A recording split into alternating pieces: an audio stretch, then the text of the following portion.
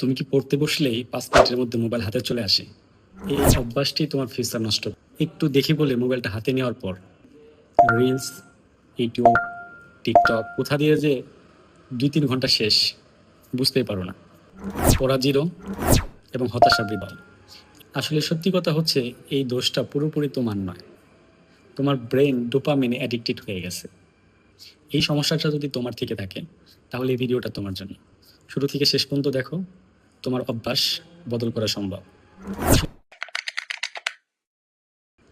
প্রথম দুই প্রথম 1 থেকে 2 দিন এই অভ্যাসটা গড়ে তোলো। দিনে কত সময় তুমি ফোন ইউজ করো সেটা ট্র্যাক করো। স্ক্রিন টাইমটা দেখে নিজের রিয়ালিটিটা অনুধাবন করার চেষ্টা করো। সব আননেসেসারি যত নোটিফিকেশন অন করা আছে সেগুলো অফ করে দাও। কারণ তোমার ফোনে যখন একটা নোটিফিকেশনে চলে আসে, তখনই তোমার ব্রেন নক করে সেটা দেখার জন্য। আর যখন তুমি পড়তে বসবা, পড়ার সময় ফোন অন্য রুমে রেখে আসো। প্রয়োজনে সুইচ অফ করে রাখো। চোখের সামনে ফোন না থাকলে আর তোমার ফোন ব্যবহার করার আগ্রহটা কমে যাবে। একটা কথা মনে রাখবে, out of sight out of mind. চোখের আড়াল মানেই মনের আড়াল।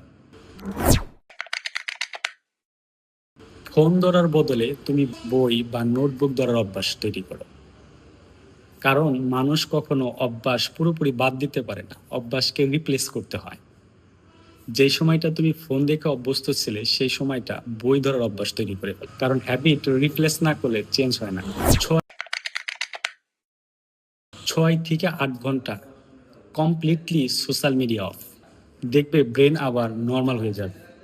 তুমি যদি টানা 3 দিন মোবাইল ইউজ করা বন্ধ করতে পারো, দেখবে তোমার ব্রেন আবার রিসেট হয়ে গেছে। নির্দিষ্ট একটি সময় সেট করো, যেই সময়টা তুমি মোবাইল ইউজ করবে বা সোশ্যাল মিডিয়া ইউজ করবে। ধরো 30 মিনিটের জন্য দৈনিক। মনে রাখবা, আনলিমিটেড সোশ্যাল মিডিয়া ইউজ করলে পদে অ্যাডিকশন আবার ফিরে আসবে। তুমি যদি এই 7 দিনের এই প্ল্যানটা ফলো করতে পারো, তোমার ফোকাস আবার ফিরে আসবে। তুমি আবার পড়াশোনায় মনোযোগ দিতে পারবে। কে কে আজকে থেকেই এই প্ল্যানটা ফলো করবে বলে মনে স্থির করলে কমেন্ট বক্সে জানাতে পারো। ভালো থাকো, দেখা হচ্ছে পরের কোনো ভিডিওতে।